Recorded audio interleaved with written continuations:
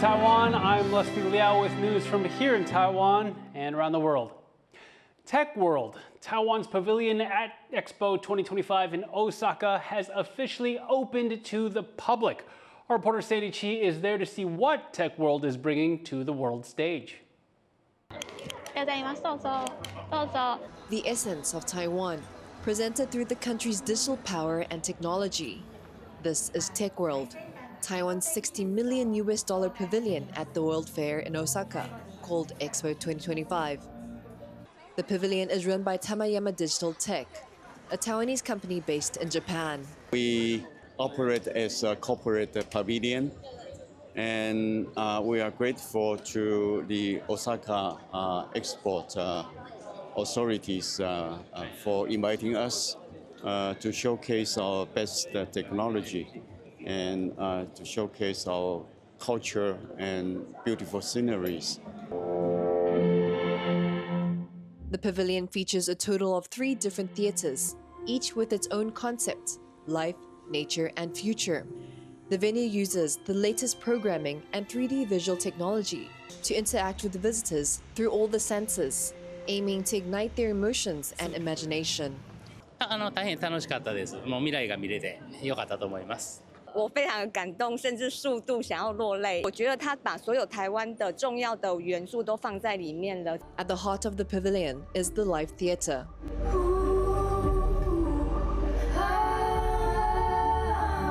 It features a massive cylindrical screen showcasing Taiwan's rich and diverse ecological landscapes. Surrounding it are 560 monitors, each mounted on a mechanical arm, letting the screens move independently and display different images. Visitors can even interact with some monitors.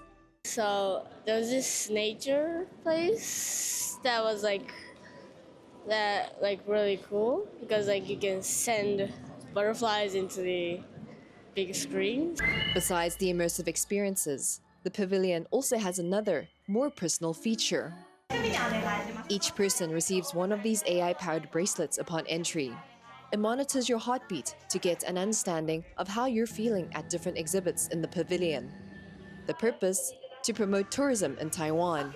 And at the end of the tour, you tap your AI bracelet here right below the screen. And then voila, the monitor will show which theater experience got your heart racing the most. And based on this data, it will recommend you some places in Taiwan to visit. Some visitors say this feature is very helpful for planning trips to Taiwan. It's a glimpse of a small showing of what is Taiwan, so we get recommendations at the end, so what we should visit or what's a more appropriate location for us based on the experience we have here. So I think it's get more excited to visit Taiwan in the future. 我觉得是有很大帮助的。那我看我们有一些景点，因为像我自己本身就是对那个自然非常的感动，所以他推荐给我的都是像花莲啊那种山上那种古道啊的一些景点。我觉得这个还蛮不错，因为我自己是台湾人，我自己也很少会跑去东部。With the latest technology showcasing the beauty and essence of Taiwan and its cutting-edge technology, organizers say they're expecting 1 million visitors in the coming months, with some hopefully inspired to visit Taiwan themselves. Hank Shu, PT Zhuang, and Sani Chi for TaiwanPlus. We'll have more coverage from Expo 2025 in Osaka all this week. Stay tuned. People in Taiwan who use sign language must often rely on interpreters to get even basic services like medical care. But at one Tainan hospital, a doctor who knows sign language is ready to treat signing patients in their own language. Bryn Thomas reports. My neck's really sore. It hurts. I can't turn my head. It's hard to move? Yes. When Chao Nianting was in medical school, he joined a sign language club for fun. He's now a licensed practitioner of traditional Chinese medicine, and he's found that his decision to learn sign language has had an unexpected impact on his career. 就是接触一些聋人朋友之后，就是发现说，学了所有之后，就是可以让他们就是在临床就医上给予他们更多帮助。Taiwan's homegrown sign language, TSL, has gained visibility in recent years, and it's now even taught as an elective in some schools. But even within the deaf community, it's not widespread. only around 20 to 30,000 of Taiwan's 125,000 deaf and hearing impaired people use it. This means it's not often TSL users can get services like medical care directly in their language. There are no doctors in Tainan who know sign language. They all get interpreters to help them. It's great to see a doctor of traditional medicine who can sign. Dr. Chow is still improving his sign language, but his signing patients appreciate having access to medical care without an interpreter, even if he still has to sometimes communicate in writing. 就是写在纸上，那给聋人朋友用看的这样子，他们会比较清楚。那如果说可能还是没有很明白的话，我们可能再用一些所有的部分做一些补充跟解释。Chow's hospital is proud to have someone with signing skills on board, and they make it known to prospective patients.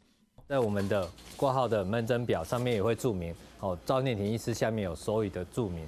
不然的话，你可以到现场，我们的服务台可以跟服务台一些小姐咨询说你是听障的问题，想要直接帮他挂号也可以。The hospital hopes to expand services for deaf patients in partnership with deaf organizations. For now, though, there's at least one doctor in the house able to give care to TSL users in a language they understand. Ryan Wu, John Van Trieste, and Bryn Thomas for TaiwanPlus. In Afghanistan, the Taliban are changing course to preserve the country's cultural heritage 2 decades after they destroyed a pair of millennia-old Buddhist relics, Adil Bra reports. Once condemned as symbols of idolatry, Afghanistan's ancient Buddhist relics are now being showcased by the very regime that had vowed to destroy them. In March 2001, the Taliban shocked the world by blowing up the Buddhas of Bamiyan, the 2 statues that had stood in the valley of Bamiyan for almost 1,500 years. It was part of a wider push to destroy all statues depicting humans in the country. 2 decades later, the Taliban now says they're defenders of the past. There were 3 statues among these artifacts, and these 3 statues are pre-Islamic. And they are professionally and properly being protected in our depot with other artifacts so that they are not destroyed. After the chaotic US withdrawal from Afghanistan in August 2021, the Taliban swiftly regained control of the country nearly 2 decades after their first regime ended. Since then, they made a surprising shift, publicly embracing the preservation of the same pre-Islamic sites they once sought to erase. Whether it's from the Buddhist era, Islamic era, or any era, its artistic value and historical precedent is important to us. At sites like Shivaki, where Buddhist shrines known as stupas date back over a millennium, locals say history is being quietly preserved under Taliban rule. What our ancestors told us is that in ancient times, people mostly lived on hilltops and mountains due to the abundance of water. The history of these stupas goes back 1,700 years. In Kabul, relics of Mes Ainak, an ancient Buddhist site, are now on display in the National Museum the Taliban once ransacked. Now, officials call preservation a duty. A lot of work has been done to protect the cultural heritage with the arrival of the Islamic Emirate of Afghanistan. The Islamic Emirate has paid a lot of attention. But skepticism lingers. While statues are now protected, Afghanistan's intangible heritage, its music, dance, and diversity remain restricted. And the world hasn't forgotten the Bamiyan Buddhas. Neither, it seems, have the Taliban. Chris Ma and Adil Brar for TaiwanPlus. And thank you for watching What's Up Taiwan. Once again, you can visit the TaiwanPlus website or follow our social media for more stories from Taiwan and around the world. Before we go, we're visiting the UK's largest tulip festival at King Henry VIII's former palace, where 100,000 blooms have created a stunning carpet of color. I'm Liao. Take care and see you next time.